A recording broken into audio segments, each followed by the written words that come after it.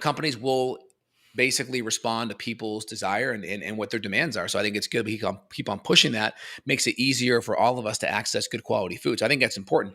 And I just wanted to highlight next thing I would say on the gut side is just food intolerances. Just so many kids are getting exposed to grains, gluten, casein, dairy, processed sugar, high fructose corn syrup, and then the glyphosate residues that are within those that cause more gut permeability, all of the food allergies, and then the glyphosate that compounds that, because we know glyphosate's the major pesticide that makes up Roundup, right? It's a glycine molecule that chelates, and that is going to increase gut permeability. It's going to decrease the brush border, which is going to impact the absorption of nutrients in the small intestine. So all these things play a major role as well.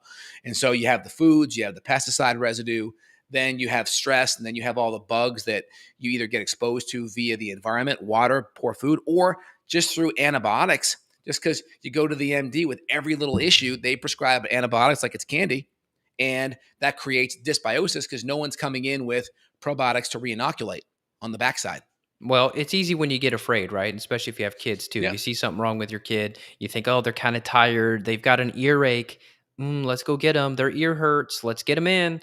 It's going to be antibiotics, throw off the gut, and then the kid ends up fatigued. So hopefully people see the domino effect of complaint, visit to whoever, antibiotic, gut issues, mitochondrial issues, fatigue, Yep. anxiety, depression. So that's literally how this cascade can happen.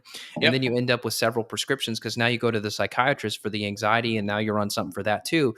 But this all started from the antibiotic. And I'm not saying that I wouldn't take it if I was dying. I probably would. But luckily, knock on wood, the herbal antibiotics have done so well for me with so many different issues in my Bingo. family, so many clients. I know between you and I both, we've got probably 3,000-4,000 clients now between us, if not more. And the herbals are incredible tools. So if there is dysbiosis, parasites, H. pylori, Clostridia, Pseudomonas, Klebsiella, any of these kind of scary infections that you hear about, that you read about coming out of hospitals, outbreak of Pseudomonas, you see those things like outbreak of crypto at a swimming pool. It's like, Yep. I don't get afraid by that. I mean, when I see that on a test result, I feel very happy that we found that in someone because now I know how Yep. to fix it. And I know that they're going to have significant improvement in their fatigue, their sleep, their stress, their mood, their food sensitivities will even calm down if we can get that gut in better shape.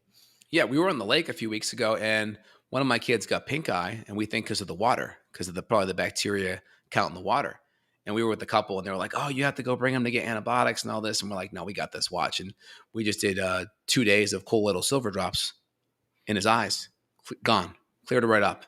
We texted Love it. back. We're like, "No, it's all good. We just use colloidal silver, nano silver compound. It's 99.9% saline, and we just cleaned the eye out. No issues. Done." My favorite, because we had that happen too. I don't know what it was from, maybe school or how kids are. They're in the They dirt. don't wash their hands, and they just touch Yeah. their eyes, rub them.